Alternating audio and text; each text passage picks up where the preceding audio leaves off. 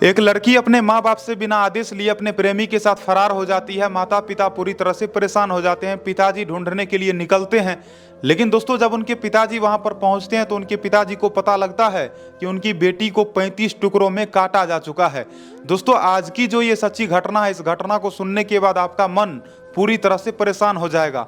और दोस्तों आज तक आप लोगों ने बहुत सारा प्रेम कहानी सुना होगा, लेकिन आज के इस प्रेम कहानी को यदि आप जानोगे तो आपका कहीं न कहीं प्रेम पर से भरोसा उठ जाएगा। दोस्तों आज के इस वीडियो में आपको हम बताएंगे आखिरकार किस तरह से एक लड़की जो कि एक लड़के के प्यार में इस कदर पागल होती है कि वो अपने माता पिता से आदेश लेना तक भूल जाती है। वो ये भी भूल जाती है कि माँ बाप नाम का भी कोई चीज होता है, लेकिन परिणाम ये मिलता है कि उस लड़की को 35 टुकड़ों में काट दिया जाता है। तो आखिरकार कैसे ये कहानी शुरू होती है, किस तरह से वो लड़का जो कि इस लड़की को अपने प्रेम जाल में फंसाता है और फंसाने के बाद उस लड़की को प्यार का अंजाम मौत देता है। दोस्तों ये घटना शुरू होती है मुंबई से। मुंबई में एक लड़का जिसका नाम आफ्ताब होता है, एक लड़की जिसका नाम श्रद्धा। आफ्ताब और श्रद्धा दोनों आपस में इस कदर प्यार में मसरूफ हो जाते हैं कि दोनों दुनिया को ही भूल जाते हैं। हालांकि लड़की श्रद्धा जो कि अपने माता पिता से ये बात बोलती भी है कि मैं आफ्ताब से शादी करना चाहती हूँ, लेकिन उनके माता पिता जो कि साफ साफ इनकार कर देते हैं, बोलते हैं नहीं बेटी उससे शादी नहीं करना है। तो अब उसके बाद वो लड़की जो कि उस आफ्ताब के प्यार में पूरी तरह से पागल हो जाती है और फाइनली आफ्ताब और श्रद्धा दोनों फैसला करते हैं कि अब अपने घर से 1500 किलोमीटर दूर दिल्ली पहुंचना है। अब 1500 किलोमीटर दूर दिल्ली पहुंचने के बाद दोनों एक फ्लाइट लेता है।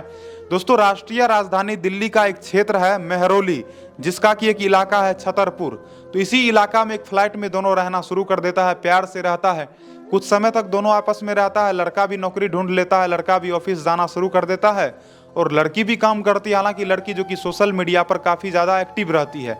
अब दोस्तों कुछ समय बाद होता यह है कि वो लड़की उस लड़के को बोलती है, आफ्ताब को बोलती है कि तुम मुझसे शादी कर लो, लेकिन आफ्ताब जो कि साफ साफ इनकार कर देता है। आफ्ताब कहता है थोड़ा और इंतजार करो, बाद में शादी कर लेंगे।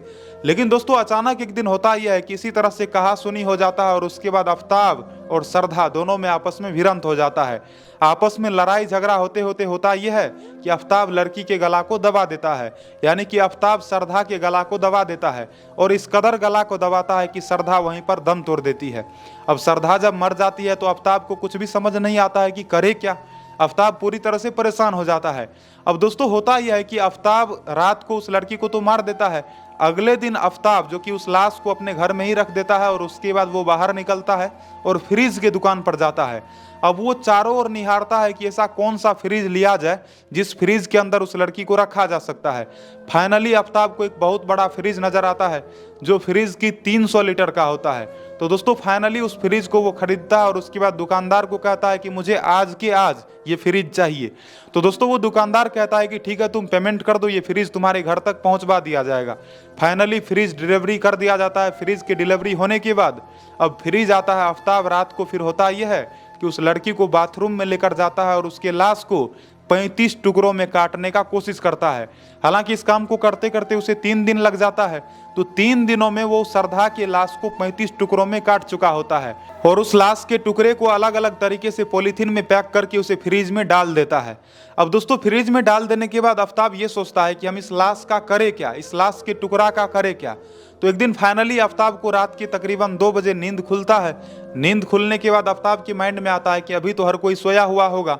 तो आफ्ताब जो कि अपने शरीर पर एक पिट्ठू बैग लेता है, पीठ पर टांगने वाला जो बैग होता है, और बैग लेने के बाद पॉलीथीन का जो एक हिस्सा होता है, एक पॉलीथीन लेकर के उस बैग में डालता है और उस टुकड़े को ले जाकर के एक जंगल में जाकर फेंक देता है। सबसे पहले तो वो जंगल जाता है। तो जंगल जाने के बाद ये देखता है कि चारों ओर कोई आदमी तो नहीं है। जब उसे पता लग जाता है कि इस जंगल में कोई भी आदमी चारों ओर नहीं है, उसके बाद वो उस लाश के टुकड़ा को निकालता है और निकालने के बाद वो फेंक देता है। अब इसी तरह से दूसरा दिन भी होता है। रात के तकरीबन 2 बजे उसका नींद खुलता है। उसके बाद पुनः वो पॉलीथीन में एक लाश के टुकड़ा को लेता है और लेने के बाद पुनः बैग टांगता है और बैग टांगने के बाद इस बार वो जंगल में नहीं जाता है बल्कि किसी दूसरे इलाके में जाता है और फिर जाकर के इसी तरह से वो फेंक देता है। तकरीबन ये सिलसिला 18 दिनों तक चलता रहा। 18 दिनों तक वो लाश को अलग अलग जगहों पर फेंकता रहता है। बाद में इस लड़की के पिताजी जो कि आते हैं और आने के बाद लड़की के पिताजी जब पता करने लग जाते हैं तो उसके बाद ये पता चलता है कि उसकी बेटी जो कि है ही नहीं। आफ्ताब से पूछा जाता है कि श्रद्धा कहाँ है, तो आफ्ताब जो कि कहता है कि मैं जानता ही नहीं हूँ। उसके बाद लड़की के पिताजी जो कि थाना में जाकर केस करते हैं। केस दर्ज करवाने के बाद पुलिस वाले आते हैं, पूछताछ करते हैं। आरोपी आफ्ताब को हिरासत में लिया जाता है। आफ्ताब से जब जोर जबरदस्ती करा जाता है और उसको जब फोर्सफुली जब उससे पूछताछ करा जाता है, उसके बाद आफ्ताब जो कि सारा का सारा वारदात बयां करता है। और दोस्तों उसके बाद जब पुलिस वाले सुनते हैं तो सुनने के बाद पुलिस वाले भी दंग रह जाते हैं। पहले तो उस लड़की को बहला फुसला करके दिल्ली लाया गया, उसके बाद उस लड़की के साथ जोर जबरदस्ती किया गया, उसके साथ शादी नहीं करा गया, और बाद में जब लड़की शादी करने के लिए बोली तो लड़की को मार दिया गया, और मारने के बाद उसके लाश को 35 टुकड़ों में काट दिया गया और अलग अलग हिस्सों में फेंक दिया गया। तो कहीं ना कहीं दोस्तों इस तरह की घटनाएं सुनने के बाद कहीं ना कहीं हम लोगों को काफ़ी दुख होता है। हालांकि मुझे काफ़ी दुख हुआ और आशा करता हूं कि यदि अब तक आप लोगों ने भी इस वीडियो को पूरा सुना है, इस कहानी को पूरा सुना है, तो आपको भी काफ़ी तकलीफ हुआ होगा। पुराने ज़माने में जो हमारे बूढ़े बुजुर्ग लोग कहते थे कि बेटा कभी भी प्यार मोहब्बत मत करो, प्यार मोहब्बत करना सही नहीं है, तो कहीं ना कहीं इन सब कहानियों को सुनने के बाद ऐसा ही लगता है कि प्यार मोहब्बत करना जो कि कहीं ना कहीं गुनाह है। और दोस्तों इस तरह की घटनाओं को सुनाने का सबसे बड़ा कारण यह है कि मैं आप लोगों तक एक सही खबर भी पहुंचाना चाहता हूं, साथ ही साथ मैं आप लोगों तक एक सही संदेश भी पहुंचाना चाहता हूं। आज के समय में मैक्सिमम ऐसे लड़के लड़कियां हैं जो कि माता पिता की बात को नहीं मानते हैं। उनको लगता है कि हम जो डिसीजन कर रहे हैं, हम जो फैसला ले रहे हैं, यही सही है, माता पिता जो कि सही फैसला ले ही नहीं सकते हैं। तो इस तरह के बच्चों को समझना चाहिए कि फैसला हमेशा माता पिता के हाथों में ही होना चाहिए। जब आपको वो जन्म दिए हैं, जब आपको पढ़ाते लिखाते हैं, वो आपका सब कुछ करते हैं, तो क्या आपका शादी वो गलत जगह पर कर देंगे? ऐसा कभी हो सकता है क्या? तो कहीं ना कहीं माता पिता से राय अवश्य लेनी चाहिए। और देखो प्यार करना गलत बात नहीं है, लेकिन प्यार करने के बाद इस तरह का अंजाम मिलना ये बहुत गलत है और निंदनीय है। हालांकि आप लोगों का इस कहानी के ऊपर क्या राय है, अपना कमेंट में राय बताना। साथ ही साथ दोस्तों आपको हमारा ये प्रयास कैसा लगा? मैंने आप सबों को सारा का सारा घटना, सारा का सारा सच्चाई बता दिया। तो फिलहाल इस वीडियो में इतना ही। नमस्कार, प्रणाम, आदाब, सत श्री अकाल। मिलता हूं अगले नए वीडियो में। तब तक मस्त रहें, स्वस्थ रहें, सावधान रहें और सतर्क रहें।